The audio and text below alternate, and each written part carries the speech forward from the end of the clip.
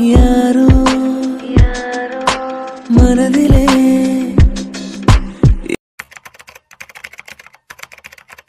டேய் தம்பி, எங்க போற? ஒர்க் பார்க்கதான்ப்பா. டேய் மடையா, உனக்கு கொஞ்சமாவது அறிவு இருக்கா? வீட்டுக்கு வந்த பொண்ணு இப்படி கஷ்டப்படுத்துற? பாவம், உங்க அம்மா கிட்ட சொல்லி உட்காந்து அழுதுகிட்டு இருக்கா. என்னது, அழுதுகிட்டு இருக்காளா?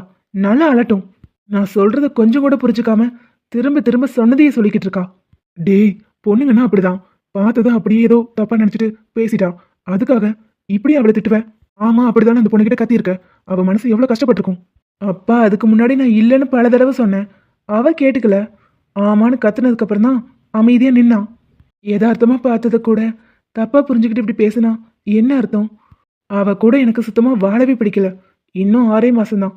டிவர்ஸ் கொடுத்து அனுப்பிடுவேன். ஒரே பையனாச்சுன்னு செல்லம் கொடுக்க மாட்டோம்ல, எங்களை சொல்லணும். எப்படி டிவர்ஸ் கொடுத்து அனுப்பிடுவியா? டேய், அவ நம்மளை நம்பி வந்த பொண்ணு. ஏதோ தப்பு பண்ணிருக்கலாம். உன்னால அதை உடனே மன்னிக்க முடியாதுங்கிறதுக்காக தான் சரி நாங்களும் கண்டு காணாம விட்டுட்டு இருக்கோம். ஆனா அதுக்காக அந்த பொண்ணை வீட்டை விட்டு வெளியே அனுப்பணும்னு நினைச்ச உன்னை அவ்வளவுதான். நீ இந்த வீட்டுல இருக்க முடியாது. அப்பா, என் கேரக்டரே கேவலப்படுத்தி அவன் லைஃப்குள்ள வந்தா. இப்பவும் பாருங்க, என்னை புரிஞ்சுக்காம என்னை அசிங்கப்படுத்திட்டு இருக்கா.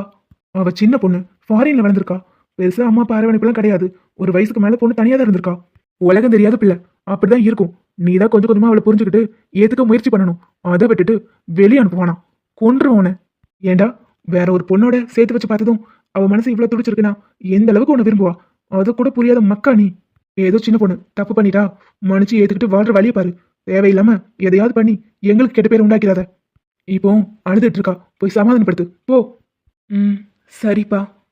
எப்படி மொத்த குடும்பத்தையும் நமக்கு எதிராக மாத்தி வச்சிருக்கா?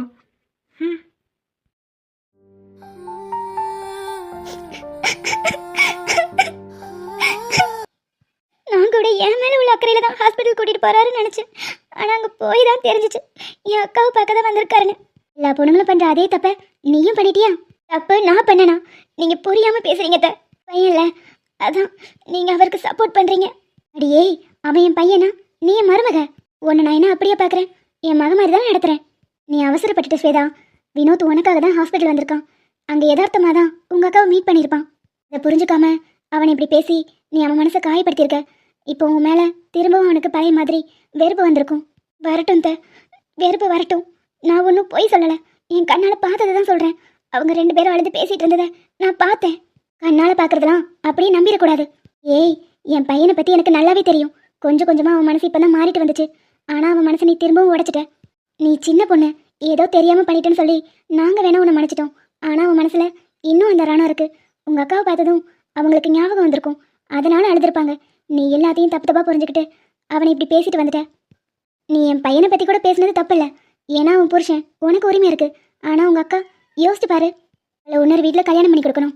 அவளுக்கு இந்த மாதிரி கெட்ட பேர்லாம் வந்துச்சுன்னா, அதுவும் வினோத்தால வந்துச்சுன்னா, அது அவனுக்கு கஷ்டமாக தானே இருக்கும். நீங்கள் சொல்கிறதெல்லாம் சரிதான். ஆனால் அந்த இடத்துல அதை பார்க்கும்போது என் மனசுக்கு ரொம்ப கஷ்டமாக இருந்துச்சு. என்னால் என்னையே கண்ட்ரோல் பண்ணிக்க முடியல. அதான் கோவத்தில் அப்படி தான் பேசிட்டேன். சரி விடுடா, எல்லாருமே லைஃப்பில் சின்ன சின்ன தப்பு செஞ்சுட்டே தான் இருப்பாங்க. அந்த மாதிரி தான் நீ ஏதோ கோவத்தில் பேசிட்ட. இப்போ அவன் வருவான்ல, மன்னிப்பு கேட்டு சரி பண்ண. சரிங்க சாரி. என்கிட்ட எதுக்காக மன்னிப்பு கேட்குற? நீ எனக்கு பொண்ணு மாதிரி தான். நம்ம கோவத்தில் அப்படி தான் அனாவசியமாக வார்த்தைகளை அள்ளி தெளிச்சிருவோம். ஆனால் அதுக்கப்புறம் நிதானமாக யோசிச்சு பார்க்கும்போது அதெல்லாம் ஒன்றுமே இல்லைன்னு தோணும். நீயும் அப்படிதான், சின்ன பொண்ணு, ஏதோ தெரியாமல் பண்ணிட்ட. உன் தப்ப நாங்கள் பெரியவங்க, அதனால சீக்கிரமாக மன்னிச்சிடுறோம். அவனால் அப்படி ஈஸியாக ஏற்றுக்க முடியல. எல்லாமே போக போக சரியாயிரும். நீ ரொம்ப நேரம் இப்படி அழுதுட்டு இருக்காத. ஏற்கனவே உடம்பு வேறு சரியில்லை. அத்தை ஏற்கனவே என் மேலே ரொம்ப கோவமாக இருந்தார். இதுக்கப்புறம் மொத்தமாக என்னை வெறுத்துருவாரோ? அப்படிலாம் ஒருத்தரை மொத்தமாக நம்ம வெறுத்துற முடியாது. அந்த அளவுக்கு இது ஒன்றும் பெரிய தப்பு இல்லை. உன் இடத்துல யார் இருந்திருந்தாலும் அப்படி தான் யோசிப்பாங்க. ஆனால் கோவத்தில் எப்போவுமே நம்ம நிதானமாக இருக்கணும். இல்லைன்னா இப்படி தான் ஆகும். சரி, இதை பற்றி யோசிச்சுட்டு இருக்காத. அவன் வருவான்ல, பேசி சமாதானம் ஆகு. அவன் கோவப்பட்டானா சரின்னு கேட்டுக்கோ. கொஞ்ச நாள் போக போக அப்படியே இதையும் மறந்துடுவான். சரிங்க அம்மா, நீங்க இங்க என்ன பண்றீங்க? ஏமா, அவ உங்க மகனையே தப்பா பேசியிருக்கா. நீங்க என்னடானா அவளை மடியில போட்டு தாளாட்டிட்டு இருக்கீங்க? டேய், அவ இடத்துல யார் இருந்திருந்தாலும், ஏன் நானே இருந்திருந்தாலும் அப்படிதான் பேசியிருப்பேன். அதானே, நீங்க அவளுக்கு தானே சப்போர்ட் பண்ணுவீங்க. உங்ககிட்ட கேட்டது ஏன் தப்பு தான். டேய், என் மருமகளை ஹாஸ்பிட்டல் கூட்டிட்டு போறேன்னு சொல்லிட்டு இப்படி அழ வச்சு கூட்டிட்டு வந்திருக்க. ஆமாம்மா, அழ வச்சாங்க. அவ பேசின பேச்சுக்கு அறையாம விட்டனேன்னு சந்தோஷப்படுங்க. அரைஞ்சிருவியா? டேய், என்ன ஏன் முன்னாடி இப்படிலாம் பேசிட்டு இருக்க? எங்க கை வச்சு பாரு, கையை உடைச்சு அடுப்புல வச்சிருவேன். உனக்கு விருப்பமே இல்லாம அவன் வாழ்க்கைக்குள்ள வந்திருந்தாலும் அவ இந்த வீட்டு மருமக. அதனால இவளை பத்தி பேசும்போது கொஞ்சம் பார்த்து பேசு. ஏம்மா, நீங்க எனக்கு அம்மாவா இல்ல அவளுக்கு அம்மாவா இப்படி நடந்துக்கிறீங்க? எந்த அம்மாவாவது உலகத்துல இப்படி நடந்துப்பாங்களா? அவளை ரொம்பவே தலையில தூக்கி வச்சுட்டு ஆடுறீங்க. நீங்களே பாருங்க, அவ புத்திய அவளே காட்டுவா. டேய் கிறுக்கு மாதிரி ஏதாவது உளறிட்டு இருக்காத. சின்ன பொண்ணு ஏதோ தெரியாம கோவத்துல பேசிட்டா. இதெல்லாம் பெருசா எடுக்காம அப்படியே விட்டுரு. அதானே பார்த்தேன். நல்லா அழுதழுது உங்களையும் மாத்திட்டாளா? இங்க பாரு வினோத், அவ கோவப்பட்டதுலயும் ஒரு அர்த்தம் இருக்கு. நீ கொஞ்சம் கொஞ்சமா மனசு மாறிட்டேன்னு அவ நினைச்சிட்டு இருக்கிற நேரத்துல திடீர்னு இப்படி உங்க 2 பேரையும் சேர்த்து வச்சு பார்த்தா யாருக்கா இருந்தாலும் அப்படிதான் நினைக்க தோணும். அதனால ஒழுங்கா அவளை புரிஞ்சு நடந்துக்கோ. நீ இப்படி அவளை மதிக்காம இருக்கிறது ஏன் வளர்ப்பதான் தப்பா பேசும். என்னம்மா இப்படிலாம் பேசுறீங்க? உண்மைதாண்டா சொல்றேன். அவ பண்ண விஷயம் பெருசுதான். ஆனா அதுக்காக அவளுக்கு ஒவ்வொரு நாளும் நீ தண்டனை கொடுத்துட்டு தான் இருக்க. அவ மேல வெறுப்பை காட்டுறது, அவளை கிட்டேயே சேர்க்காம இருக்கிறது, இப்போ இது வேற. அதனால ஒழுங்கா புரிஞ்சு நடந்துக்கோ வினோத். சரி, நீங்க 2 பேரும் பேசி சமாதானம் ஆகுங்க, நான் வரேன். டேய் ஏற்கனவே உடம்பு வேற சரியில்லை, ஒழுங்கா பாத்துக்கோ. திரும்பவும் ஏதாவது சண்டை இது போட்டு வச்சிடாத. ம், சரிம்மா. ஏய். என் பேர் ஒன்றும் இல்ல. ம், இதுக்கு மட்டும் குறைச்சல் இல்ல. ஹாஸ்பிட்டல்ல எத்தனை தடவை சொன்னேன் நான் அவளை பார்க்க வரலன்னு. நீயா தப்பா புரிஞ்சுக்கிட்டு கத்துனா அப்புறம் நான் என்ன பண்ணுவேன்? சாரிங்க, தப்பு ஏன் மேலதான். சரி விடு. டேப்லெட் போட்டியா? இல்ல, இனிமே தான் போடணும். இப்படி அழுதுட்டே இருக்காத, ஃபீவர் இன்னும் அதிகமாயிரு போகுது. இல்லைங்க, அதெல்லாம் நான் பாத்துக்கிறேன், நீங்க போங்க. ஸ்வேதா, உங்ககிட்ட கொஞ்சம் பேசணும். எஞ்சுக்காரு. ஃபர்ஸ்ட் அழுகையை நிறுத்து. ம். இங்கே பார் ஸ்வேதா, நீ என்னை பற்றி சொல்லியிருந்தா நான் விட்டுருந்துருப்பேன். ஆனால் என்னையும் அவளையும் சேர்த்து வச்சு திரும்ப பேசாத. அது அவள் லைஃபுக்கு தான் பிரச்சனையாகும். உனக்கே தெரியும்ல, ஆதி பெருசியை லவ் பண்ணிட்டு இருக்கான். நீ இப்போ இப்படிலாம் பேச ஆரம்பிச்சினா அது அவள் வாழ்க்கையை ரொம்பவே பாதிக்கும். நம்ம சேர்ந்து இருப்போமா பிரிஞ்சிருப்போமான்லாம் எனக்கு தெரியாது. ஆனால் நம்மளால் இன்னொருத்தங்க கஷ்டப்படக்கூடாது. புரியுதுங்க. இப்போ நான் அத்தை பேசும்போது தான் எனக்கே புரிஞ்சிச்சு. ஆனால் அந்த நேரத்தில் என்னையே அறியாமல் நான் ரொம்ப கோவப்பட்டுட்டேன். சாரி. நான் உங்கள் மேலே உண்மையாகவே ரொம்ப அன்பு வச்சிருக்கேன் வினோத். உங்களை என்னால் யாருக்கும் விட்டு கொடுக்க முடியாது. சரி விடு, அழுதுகிட்டே இருக்காத. நான் சொன்னதுக்கு அப்புறமும் நீ புரிஞ்சுக்காம திரும்ப திரும்ப பேசினதும் எனக்கு கோவம் வந்துருச்சு. அதனால தான் கத்திட்டேன். நானும் சாரி. உண்மையாகவே அவளை பார்க்கணுங்கிறதுக்காக நான் ஹாஸ்பிட்டலுக்கு உன்னை கூட்டிகிட்டு போகல, உனக்காக தான் பண்ணேன். நீ அதை புரிஞ்சுக்கலன்னொடனே எனக்கு கொஞ்சம் கோவம் வந்துருச்சு. சாரி. சரி, அழுகாத. நீ அழுதுகிட்டே இருந்தா அப்புறம் எப்படி உடம்பு சரியாகும்?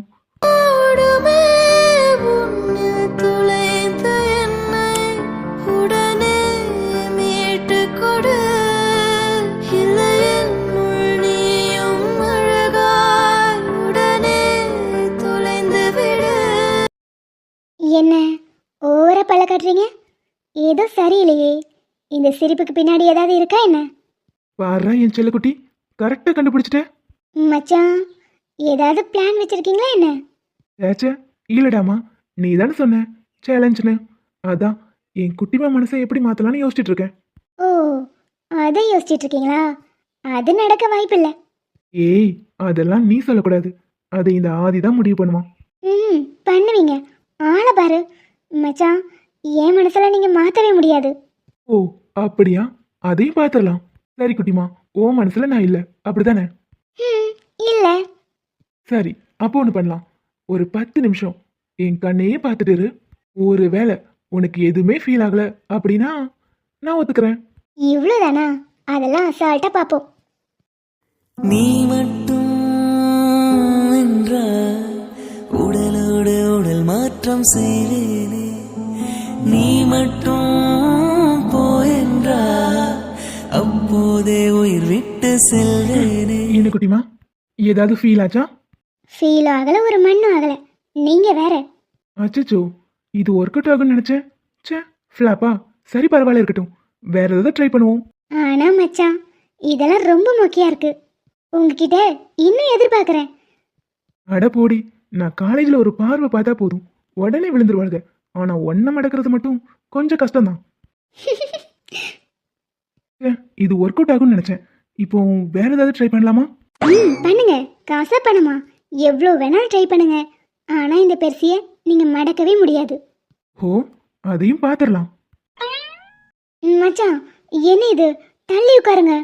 ஹேய், நீ தானே சொன்ன கொஞ்ச நேரம் அமைதியா இரு. ஆஹா முடியாது, இதெல்லாம் போங்காட்டம். பக்கத்துலலாம் இருந்தா இருந்தா என்ன குட்டிமா, மனசு மாறிடும்னு பயப்படுறியா? சேச்சே அதெல்லாம் இல்லை. ஆனால் அதுக்காக இதெல்லாம் கொஞ்சம் ஓவர். நீங்கள் எது பண்ணுறதா இருந்தாலும் தள்ளி இருந்து பண்ணுங்க.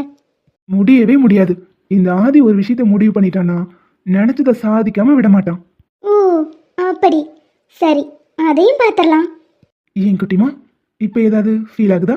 ம் ஆகுதே. நான் தான் சொன்னேன்ல. ஆமா, என்ன ஃபீல் ஆகுது? ஊரில் எத்தனையோ பேர் இருக்கும் போது இவருக்கு போய் அத்தை பொண்ணா பிறந்துட்டேமேன்னு ரொம்ப ரொம்ப ஃபீல் ஆகுது. அடி பாவி, ச்சே, இதுவும் ஃப்ளாப்பா? அப்போ ஸ்ட்ரெயிட்டா ஆக்ஷன்ல இறங்கிட வேண்டியதான். என்னது, ஆக்ஷனில் இறங்க போறீங்களா? ஒழுங்கா தள்ளி போங்க. அட என்ன குட்டிமா, ஆதிய எப்படியாவது இந்த சேலஞ்சில் ஜெயிக்க வை. மச்சான் ஒழுங்கா வெளியே போயிருங்க, இல்லை கொன்றுவேன். அதெல்லாம் அப்புறம் கொண்டுக்கலாம். இப்போ நான் ஏன் வேலையை பார்க்குறேன்? அச்சோ முடியலை, எனக்கெல்லாம் எதுவும் தோணாது. நீங்கள் எதுவும் ட்ரை பண்ண வேண்டாம், நீங்கள் கிளம்புங்க. ஏய், மனசு மாறிடும்னு பயப்படுறதானே? அப்படிலாம் ஒன்றும் இல்லை, முதல்ல நீங்கள் தள்ளி போங்க. ஏய் ஏய் ஏய், உண்மை சொல்லு. மனசு மாறிடும்னு பயப்படுறதானே? நீ ஒத்துக்கோ, நான் தள்ளி போகிறேன். நான் தான் அதெல்லாம் ஒன்றும் இல்லைன்னு சொல்கிறேனே, நீங்கள் தள்ளி போங்க. அப்போ தள்ளி போக முடியாதுப்பா. ம் மச்சான் இதெல்லாம் ரொம்ப ஓவர் சொல்லிட்டேன், கையெடுங்க. குட்டிமா, உன் மனசு மாறுற வரைக்கும் நான் வெயிட் பண்ணலான்னு அவ்வளோ பொறுமையாக இருந்தேன். நீ தான் தேவையில்லாமல் சீண்டி விட்டுட்ட. அச்சோ தப்பு தான், தயவு செஞ்சு கையெடுங்க. அப்போ அத்தானுக்கு ஒரு ஐலவி சொல்லு, விட்டுறேன். என்னது அத்தானா? அத்தானோ மச்சானோ எப்படியோ கூப்பிட்டுக்கோ, ஆனால் ஒரு ஐலவி சொல்லு, விட்டுறேன். இதெல்லாம் சீட்டிங், இப்படிலாம் பண்ணால் என் மனசு ஒன்றும் மாறாது. அப்படியா? அதையும் பார்த்துடலாண்டி. அடிபருவ பெண்ணே நீயும் ஒரு பங்கு சந்தை போல சிலையற்ற இறக்கங்கள் அடவுந்த மேனி மேல ஏதோ ஏதோ வலி எந்த மூலங்களில் என்னடா தங்கம், ஃபீல் ஆயிடுச்சு போல. பாட்டு முடிஞ்சதுக்கு அப்புறமும் அதே ஃபீல்ல இருக்கீங்க. எனது பாட்டா? மலை மலை என் இதயத்தில் நனைந்தது முதல் மலை, முதல் மலை. அப்படிலாம் ஒன்றும் இல்லை, முதல்ல நீங்கள் தள்ளி போங்க. ஓ, அப்போ உனக்கு எதுவும் ஃபீல் ஆகல? இல்லை. அப்போ எதுக்கு மேடம் கண்ணை மூடி எதையோ எதிர்பார்த்துட்டே இருந்த மாதிரி இருந்துச்சு? அதெல்லாம் ஒன்றும் இல்லை, முதல்ல தள்ளி போங்க. குட்டிமா, ஏதோ ஒரு ஓரத்தில் நான் உன் மனசுக்குள்ளே வந்துட்டே இருக்கேன். ஆனால் உனக்கு தான் புரிய மாட்டேங்குது. சொல்லப்போனா எனக்கு கீர்த்தி, உனக்கு வினோத், இதெல்லாம் பாதியில் வந்தது. அதனால தான் பாதியிலே போயிருச்சு. உனக்கு ஞாபகம் வரணும்னா நம்ம சின்ன வயசில் எடுத்த ஃபோட்டோ எடுத்து பாரு, அப்போ தெரியும். நீங்கள் நினைக்கிற மாதிரிலாம் எதுவும் இல்லை மச்சான். குட்டிமா, நீ என் பக்கத்துலேயே இருந்தனால உன்னோட அருமை எனக்கு தெரியாமல் போச்சு. ஆனால் இப்போ தான் எனக்கு அது புரிஞ்சிருக்கு. அதே மாதிரி உனக்கும் சீக்கிரம் புரியும். ஏன்னா ஆல்ரெடி உன் மனசில் நான் தான் இருந்திருக்கேன். என்ன சொன்னீங்க? புரியல. புரியாமே இருக்கட்டும், சரி அதெல்லாம் விடு. இல்லை இல்லை, நீங்கள் என்னமோ சொன்னீங்க. இன்னைக்கு உங்கள் ஆட்டம் கூட கொஞ்சம் ஓவராக இருக்கே. ஆமாம், என் டைரியை படிச்சிங்களா? இல்லையே. ஏ கேவலமாக இருக்கு. ஆமாம், ஏன் டைரி உங்களை யார் படிக்க சொன்னது? அதை மட்டும் படிக்கலைனா இந்த உண்மையெல்லாம் எனக்கு தெரிஞ்சிருக்காதே. நீங்கள் நினைக்கிற மாதிரிலாம் எதுவும் இல்லை, அது சும்மா. குட்டிமா, உன் டைரியை ஒரு வரி விடாமல் படிச்சுட்டேன். ஸோ இப்போதைக்கு இதுலேருந்து நீ கொஞ்சம் வெளியே வா, மற்றதெல்லாம் அப்புறம் பேசிக்கலாம். சரி, நீ படுத்து ரெஸ்ட் எடு, நான் வரேன். நம்ம டைரி இவர் கையில் எப்படி போச்சு? என்ன நினச்சிருப்பாரு நம்மளை பற்றி?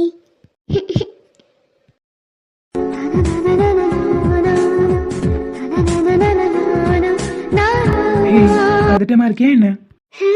அப்படிலாம் இல்லையே. அப்புறம் எதுக்காக கையில் மைதா மாவு பேசிட்டு இருக்க? அது அது வந்து ஏண்டி பயமா இருக்கா என்ன? அதெல்லாம் இல்லை, என்னன்னே தெரியல. உங்ககிட்ட நான் நார்மலாக பேசி சிரிச்சாலும் ஒரு மாதிரி படப்படன்னு இருந்துகிட்டே தான் இருக்கு. இந்த சினிமாலாம் சொல்லுவாங்கல்ல, வயிற்றுக்குள்ளே அப்படியே பட்டாம்பூச்சி பறக்குதுன்னு, அப்படிதான் இருக்கு. நான் உங்ககிட்ட எப்போ பேசினாலும் ஏதோ முதல் தடவை உங்களை பார்த்து பேசினப்போ என்ன ஃபீல் இருந்துச்சோ அதே தான் இருக்கு. அதனால தான். ஓ, ஆமாம், உங்களுக்கு எப்படி? என் நெஞ்சில் கை வச்சு பாரு, அப்போ தெரியும்.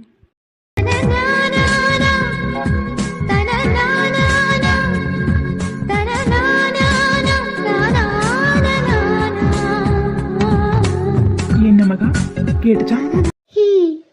உங்களுக்கும் அப்படிதான் இருக்கு போல. ஹார்ட் பீட் இப்படி எகிறது. அதாண்டி எனக்கும் புரியல. தினமும் பேசிக்கிறோம், தினமும் பார்த்துக்கிறோம், ஆனாலும் ஏன் இப்படி இருக்கு ஒண்ணுமே புரியல மகா. லவ் ஃபீல்னா இப்படிதான் இருக்குமோ என்னமோ. எனக்கு இது ஃபர்ஸ்ட் லவ், ஸோ எனக்கு தெரியலப்பா.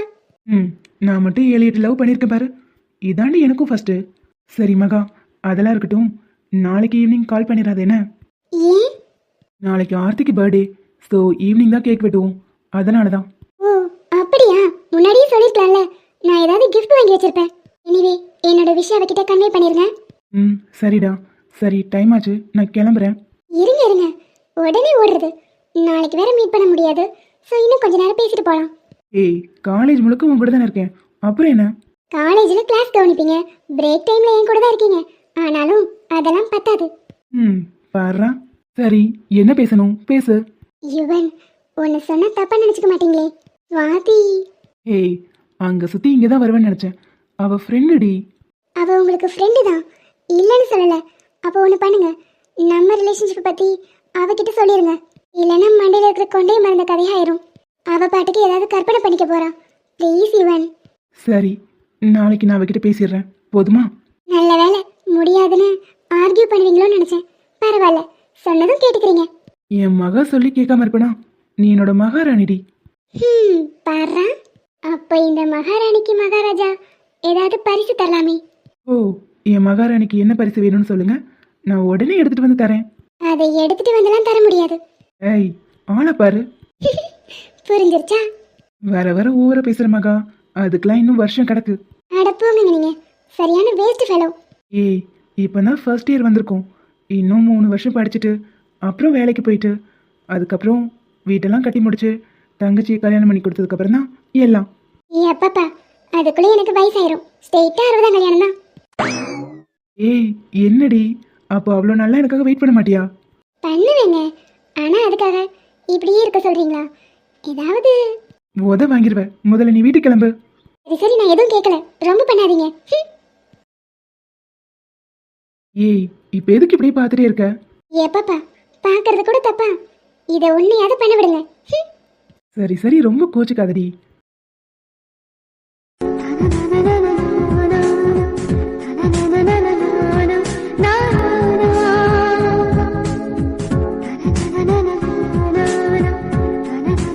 மகா, ஐயோ, அப்பா சத்தம் கேக்குது. வந்துட்டாரு போல. யுவன், நான் கிளம்புறேன். ஹே மகா, லேட்டாக தானே வருவாங்க எப்பவும், இன்னைக்கு என்ன சீக்கிரம் வந்திருக்காங்க? அதான் எனக்கும் தெரியல. ஃப்ரண்ட் டோர் வழியா போக முடியாது, நான் பேக் டோர் வழியா உள்ள போயிடுறேன். நீங்க இங்க நிக்காதீங்க, ஏன்னா அம்மாக்கு ஆல்ரெடி தெரியும்னு நினைக்கிறேன். ஏற்கனவே அங்க பார்த்துட்டு தானே இங்க வீடு மாதிரி வந்தோம். ஸோ பார்த்து நீங்க கிளம்புங்க. பார்த்து சேஃபா போங்க. நான் சேஃபாக போகிறதெல்லாம் இருக்கட்டும், நீ மாட்டிக்காம உள்ள போ. நீ ஏதாவது பேச்சு கொடுத்தா பதட்டப்பட்டு உளறிடாத, அப்படியே கேஷுவலா இரு. சரி சரி, நீங்க போங்க, நான் பாத்துக்கிறேன். சரி, ஏதாவது பிரச்சனைனா உடனே கால் பண்ணு. எதுவும் பிரச்சனை இல்லைன்னா கூட ஒரு மெசேஜ் போட்டுரு, இல்லைன்னா எனக்கு யோசனையாகவே இருக்கும். சரி சரி, நீங்க போங்க. யுவன். ஏய் மகா, ஏய் லூஸ் அடி நீ இப்படி. ஆமா, உங்க மேல. சரி, வரேன். ஃபர்ஸ்ட் மாட்டிக்காம உள்ள போ. அதெல்லாம் நான் போய்க்கிறேன்.